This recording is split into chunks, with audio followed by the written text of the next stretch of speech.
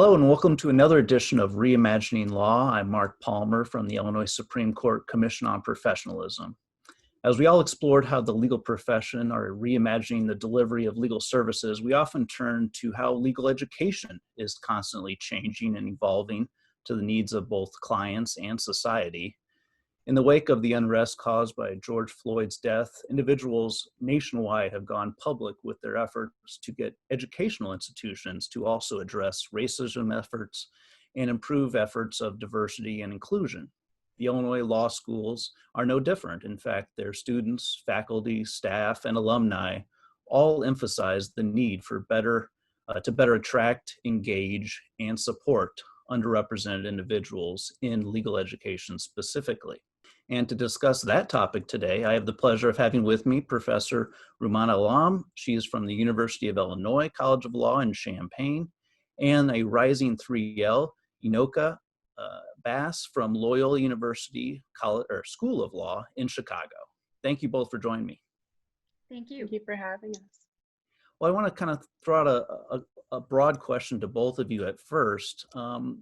Why is diversity important in the law school setting in general? And I'll start with you, Professor. Well, I think that diversity is a value that furthers the mission of not only the university, but the College of Law. The legal profession is more effective and creative when its members come from diverse backgrounds and bring varied perspectives to further the pursuit of justice. I believe, and I think my fellow faculty members would agree, that excellence and diversity go hand in hand. As lawyers and academics, we are committed to challenging and addressing bias and discrimination in all forms. So in the end, a diverse environment is an environment that allows for student success and excellence. Yeah, what can you add to that, Inoka? I would just add that having a diverse population adds to the diversity in perspectives, right? We each come into the classroom with different backgrounds, different understandings of the law, and being able to portray that and relay that experiences within the classroom allows for a diversity in thought that you otherwise would not get without a diverse population. Yeah, and as a student yourself, who now entering your third year in law school, you have a lot of experiences with this so far. What do you see as a way that law schools can better support underrepresented individuals, and specifically people of color, and specifically women of color? Right. I think one thing is just having increased enrollment of students of color, especially women of color. It's really disheartening to walk into a law school classroom and you don't see anyone else who looks like you, right? And you're already anxious, it's your 1L year, you're new to this environment, and you have a lot of learning challenges, right? But I think one thing that students can feel supported is being surrounded by individuals who not only look like them, but can provide support to them. Another thing is thinking about tenured faculty of color, right? Having faculty members who have a background experience that's relative to yours can provide greater insight and greater understanding of the law that you otherwise would not get. And so in diversifying the legal profession, as well as in the classroom and within the faculty, students can feel better supported and have better mentorship and have greater access to the law and their understanding of the law. That's great. Rummana, can you add?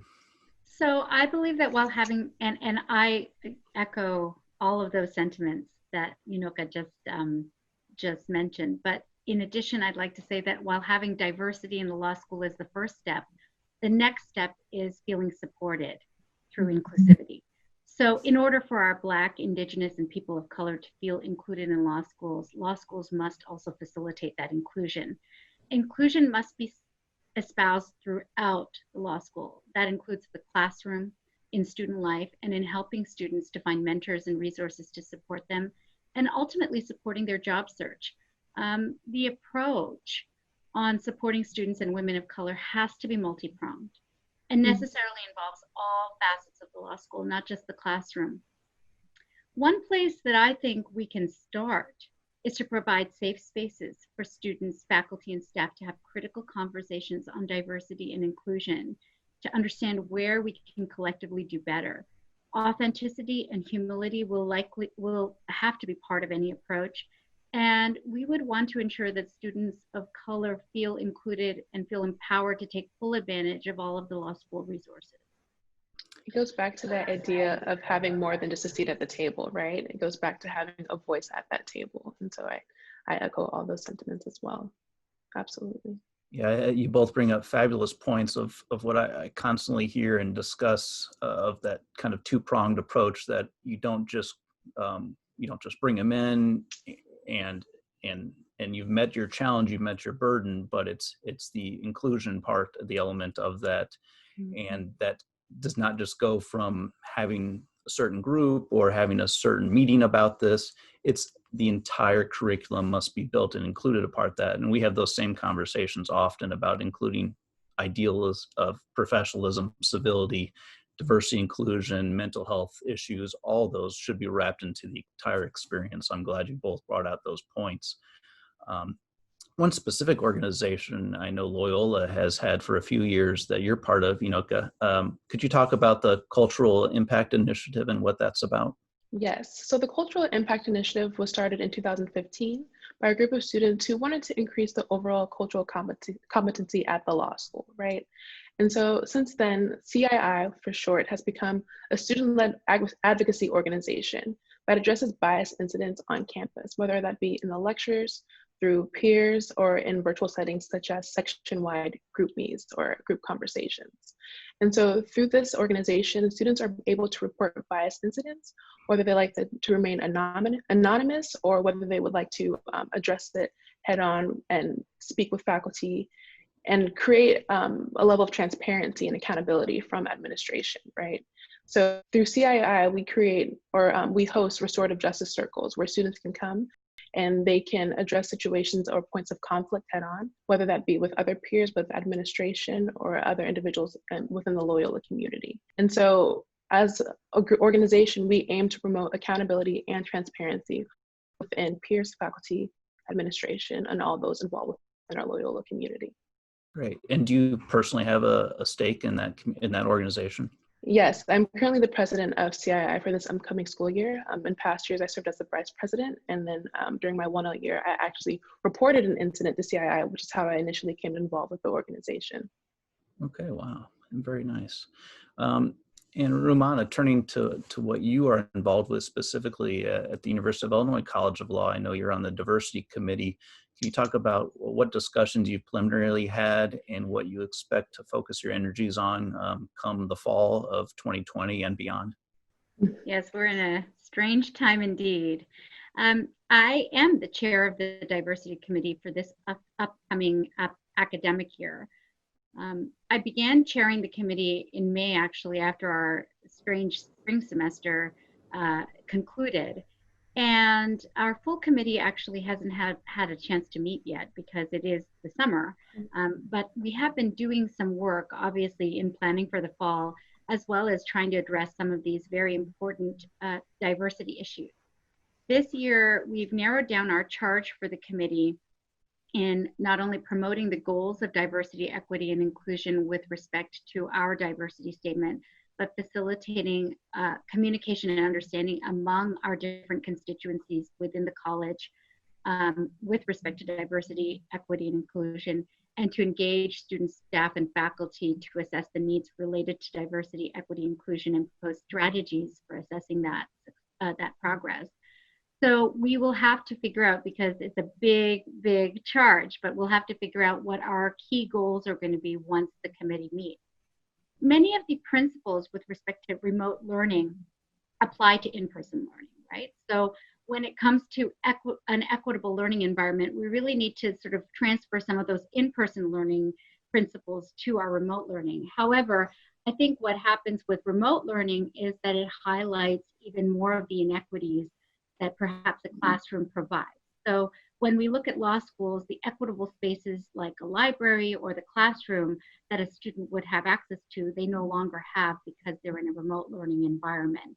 And to alleviate some of these inequities, I've offered some guidelines to my faculty as well as to the remote learning committee based on articles that I've read over the summer that suggest how to make the classroom more inclusive during the pandemic. So some of those tips would include considering the digital divide. Consider surveying your students so that they have an anonymous space where they can share with you what their situation may be, to consider that as you plan your any of your curriculum and your syllabus changes. Considering the accessibility of asynchronous content, a lot of people don't have sufficient data if they're using sort of those kinds of devices, and may have a lot of costs associated with those sort of asynchronous learning models. Also considering other materials like online textbooks and what kind of data usage that's going to cause. Anticipating the needs for our students with disabilities and finding the resources that you do need to be able to ensure that those students also have accessibility, and creating a sense of community and fostering that, especially in a law school environment where we rely a lot on Socratic techniques. How do you create safe spaces where students feel comfortable when they're maybe often recorded in being able to speak freely about issues regarding justice? And so really considering how to create those spaces. And also, I think, really modeling self-care, especially for our students in this time who are not only facing inequities, but also for our Black, Indigenous, and people of color, really being able to help them and encourage them to focus on self-care is really important. And then also thinking about the inclusivity of the actual content, right? So, and that would be important in an in-person setting as well. So our focus as a faculty, as we begin to plan and as we have been planning for the fall, has really been thinking about supporting our students and trying to maintain those equitable environments in the hybrid and remote learning models. Yeah, those are fantastic points, Rummana. And it reminds me of just thinking about the 9 law schools, specifically here in Illinois. Many of them have been teaching for over 100 years in the same models and the same best practices. And all those best practices are literally just thrown up in the air and landing in new places. And we're all kind of working together to figure out what the new one should be as we proceed in this whole new world. And I don't want to miss this opportunity. Enoka, you're a rising 3L, entering your last year, and you have a lot of beginnings ahead of you to your career, where you want to go, taking the bar exam, finishing your education portion. But we all know education never ends, especially as an attorney going on. Give us your personal views and ideas of not just diversity, but where you see your opportunities and challenges in the next few years. I think thinking more short term, like currently thinking about that we're going back to school in the wake of George Floyd, right? And so many injustices that have been happening all over the United States. And so I myself, like many others, aren't returning to campus in the same light that we left it, right? And so being able to use these experiences that inform our education, right? So being able to be in the classroom and converse with other students, and also recognize that we all come into this space with certain challenges that we may not see on the face of one another. And so just being able to express humility and being able to comfort one another is very different in the virtual space. I think back to the end of spring semester when we had to go virtually, there's different challenges that we each face, whether that be access to a quiet place to study, access to technology, access to Wi-Fi. We don't have the library where we can go and sit with one another and study and not have to worry about going home to a noisy apartment or a noisy home. And so even having access to a printer, right? That's something that we don't often think about as law students because we may have access to it at school. And so there's a lot of technology issues that students are facing when we're going virtually in these upcoming years. But even thinking 2 years out from now or next summer when it's time to take the bar exam, I think a lot about students taking the bar exam currently who are at home amongst family and don't have that separation, right? They don't have access to a quiet place. They don't have access to practice self-care in a space that can be noisy and hectic. And so thinking about ways that we can better support students is just meeting them where they are instead of where we expect them to be.